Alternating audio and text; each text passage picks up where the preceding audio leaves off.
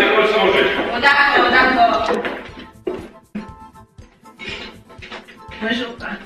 Ah, mais tu es belle. Merci. T'es pas mal, non? Mais je parie que ta maman va te courir après pour cette tenue. Maman passe sa vie à me courir après. Tu prends le fromage? Il y en a pas.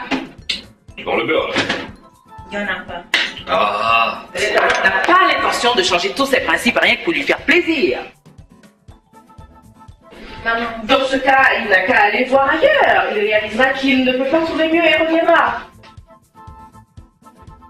Et puis dites aussi à Madame Charles que Monsieur Blaise apprécierait d'avoir le rapport sur son bureau avant midi aujourd'hui.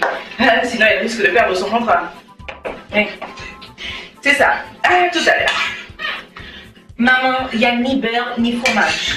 Je sais, je n'ai pas été au supermarché parce que je n'ai Tu n'as pas le temps. Tu n'as jamais le temps, maman. Mais écoute, il n'y a aucune raison pour que ce soit moi qui aille tout le temps au supermarché. Tu peux très bien le faire à ma place, dit-il. D'accord, Martine, je le ferai. Je vais avec toi, papa. Avec plaisir, je vais.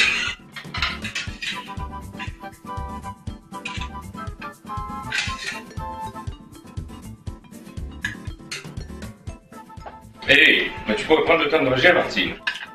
Oui, je sais, mais je suis plutôt pressée ce matin. Tu peux déposer Mélissa avec toi? Ouais. Ouais, mais dans ce cas, on y va. Ouais. Qu'est-ce que tu portes là, Mélissa? Des vêtements, maman. Tu veux aller à l'école comme ça? Mais bien sûr, comme toutes les filles du collège. Non, Mélissa, tu vas te changer, hein? Mais oui, d'accord. Bon, à plus tard. Maman, tu oublies ton appareil. Ah. Merci, ma chérie. Bonne journée. Tu te changes, hein, Mélissa? Mais oui. Chérie, Oui. chérie, Ah, je t'écoute, Elisabeth, parle. tu sais qu'on va aller chez les Jean-Pierre ce soir. Oh là là. Évidemment, tu avais oublié. Écoute, Tu Elisabeth, rentres tôt. je ne pourrai pas y aller. Et pourquoi? Je dois me rendre à ce dîner pour la mort ce soir. Je dois t'y accompagner? Mais non. Ça risque de tourner en réunion de travail et tu vas t'ennuyer. Ah bon, parce que tu crois qu'en restant ici, comme une idiote, je vais m'amuser. Va chez les Jean-Pierre et si je finis tôt, je te rejoins, d'accord? Tu prends ma veste, je t'en prie. Bien sûr. Tiens. Mais chérie, tu sais que je déteste sortir seule. Écoute, appelle une de tes amies, Elisabeth. D'accord. Tu sais, ta mère part en voyage. Oui. J'espère que tu trouveras le temps d'aller la saluer. Oh, j'essaierai, mais c'est pas sûr. Tu connais ta mère, elle se formalise pour tout. Écoute, ma mère ne comprend rien à rien. Je dirige une institution, ma chère. Je ne peux pas laisser tomber mes obligations juste pour aller l'embrasser et l'entendre se plaindre des incartades de mon père, hein. Ouais. Je peux t'aider? Tu cherches quelque chose? Non. Je prenais juste ta veste, c'est tout. Ah, ok. Eh ben, je te remercie, chérie. Ah. Bon, voilà. Je m'en vais, chérie. Ouais. Bonne journée. Bonne journée. Chérie, tu oublies tes verres. Oh, Tu oublies ta lunette. ah, merci. Allez, Bonne journée. bye bye.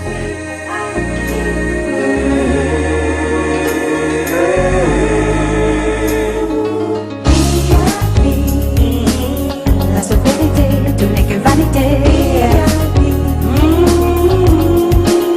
Vanité. Dans ce monde de folie. Vanité.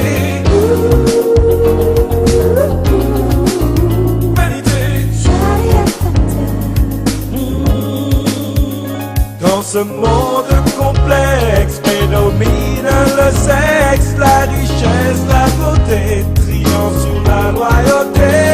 Les intrigues s'entremêlent, les passions se déchaînent, et un jour on comprend que tout est Vanité.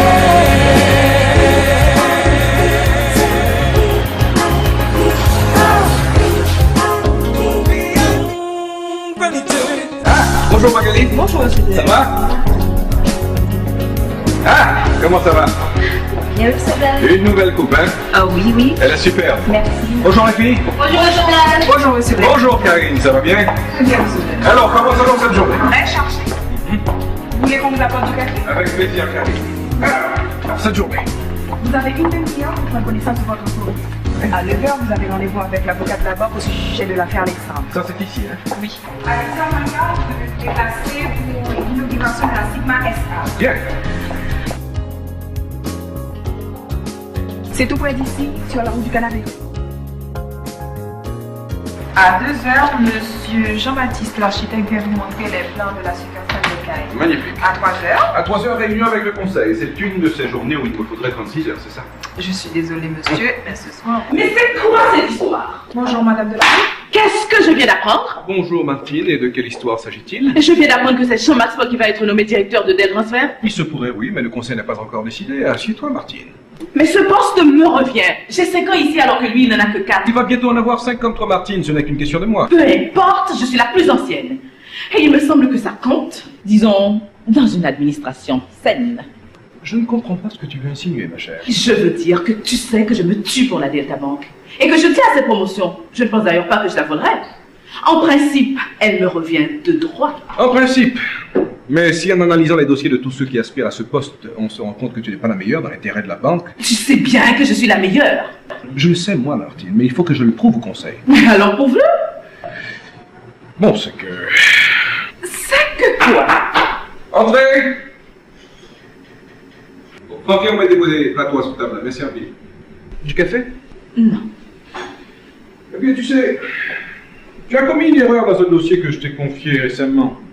Une erreur assez grave qui aurait pu causer des dégâts. Est-ce que je vais passer le reste de ma vie à payer pour une simple erreur? Une erreur, tu l'as dit, ce n'était qu'une erreur. Et la banque n'en a pas souffert. Parce que je l'ai relevé à temps, Martine. Et ce n'était pas une simple erreur, tu le sais très bien, c'était une grave erreur. Et la banque aurait pu perdre une fortune. Elle n'a pas perdu un sou, que je sache. Parce que j'étais derrière. C'est grâce à mon intervention que la banque n'est pas tombée dans la catastrophe. Et je pense t'avoir suffisamment remercié. De toute façon, c'est du passé. Et tout ça, c'est entre nous. Personne d'autre au niveau du conseil n'est au courant. Non, Martine, c'est notre secret. Et tu vas le garder. Ça dépend de toi. Et je me trompe. Oui, il y a un marché dans les... Voyons, Martine, voyons. Disons que... Allons-y, franchement. Je dois payer ton silence. Tu sais, Martine, tu es une personne que j'ai toujours appréciée. Même beaucoup. Et je t'ai même fait la cour à un certain moment de la durée. Oui. Et je pense t'avoir toujours dit que j'étais une femme mariée. Et je t'ai toujours répondu que moi aussi j'étais marié. Nous le sommes tous les deux, non? À la différence que moi, j'aime mon mari. Plus que ton travail. Bien sûr. En es-tu vraiment sûr, Martine? Bon, disons que mon mari, c'est mon mari et mon travail, c'est mon travail. Faut-il vraiment comparer? Oui. Il te faut fixer tes priorités, Martine. Ta priorité pour l'instant, c'est ton avancement professionnel. Et la tienne, La mienne. Monsieur Blair. La mienne, Martine. La mienne. C'est toi. Moi. Oui, toi. Tu veux ce poste? Moi, je te veux. Et je suis prêt à te donner ce que tu veux. Et bien sûr, moi, je... Tu me donnes ce que je veux. En fait, il s'agit tout simplement d'être gentil avec moi. Et c'est quoi ta définition de la gentillesse? Martine. Faut-il que je te fasse un dessin? Non. Alors, je veux ce poste. Bien. Tu sais ce que j'admire le plus en toi, Martine? C'est ta détermination et cette façon que tu as de me regarder. Pas ici. J'ai une idée.